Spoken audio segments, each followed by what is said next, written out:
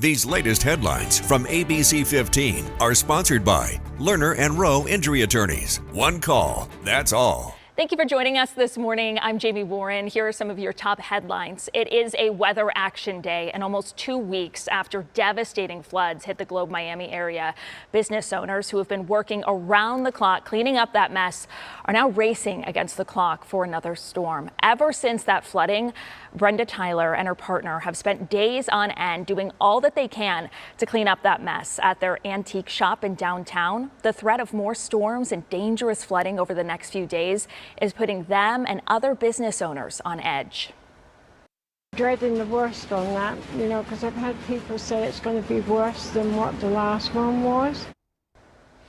And Globe's mayor tells us that he is looking at a curfew for the city during certain times and also for certain flood-prone areas. Police will be rolling out extra patrols starting today. Residents living in the lower areas should also consider going to higher ground.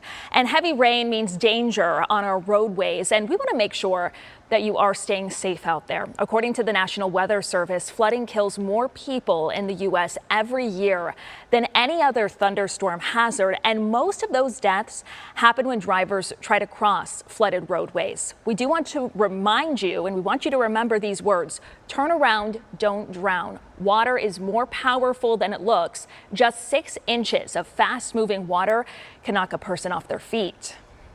There's times in our lives where we have seconds to make a decision, and then driving around one of our barriers is a tragic decision. And if conditions do become unsafe, pull over to the side of the road and wait it out. Well, on this Weather Action Day, we do want to make sure that you download the free ABC15 mobile app with hour-by-hour rain chances and also breaking weather alerts right down to your neighborhood.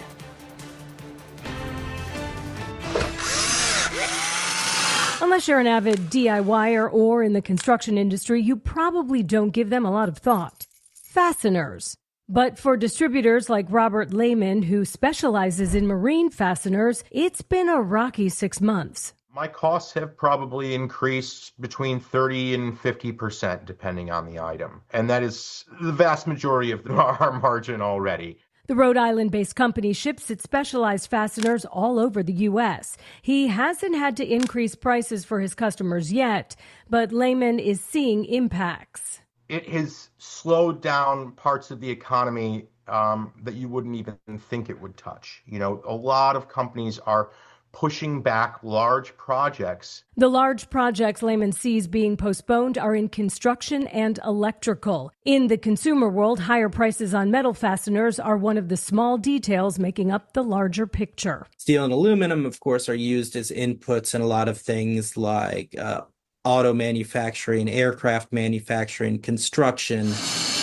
All of those industries will see their input costs go up.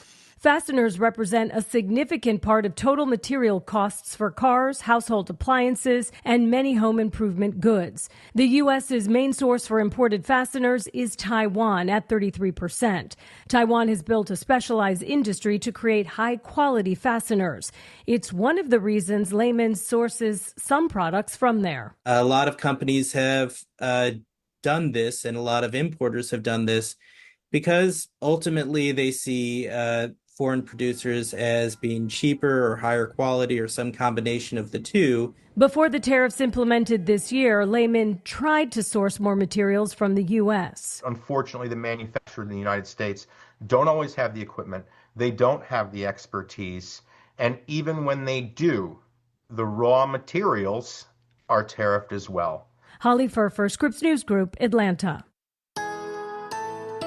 With your most accurate forecast on this Thursday, I'm meteorologist Jorge Torres. Today marks one of 3 days of ABC 15 Weather Action Days, as the chance for rain, heavy at times, and flooding will really impact our commute. And of course, all events planned over the next several days, especially for the weekend. Temperatures today starting off in the mid-80s here at 8 o'clock with a few sprinkles and scattered showers throughout the rest of your Thursday, with highs only in the low to mid-90s. Now, a flood watch does take effect as early as this afternoon across northwestern Arizona. And in the valley, it takes effect beginning Friday into Saturday with up to 3 inches of rain in some spots. So flooding along rivers, creeks, and low-lying areas is going to be a concern from now through at least Saturday and even into Sunday and Monday for other parts of the state. With highs today only in the mid-90s in the valley, 60s up in the high country along the rim, with 70s and 80s elsewhere across the majority of the lower deserts. Your 7-day forecast showing those temperatures going from the 90s through tomorrow to the 80s this weekend with very high storm chances. Same in the high country with highs in the 60s and lows in the 30s and 40s. For the very latest headlines, weather, and traffic, just head on over to ABC15.com or download that free ABC15 mobile app. These latest headlines from ABC15 are sponsored by Lerner and Rowe Injury Attorneys. One call, that's all.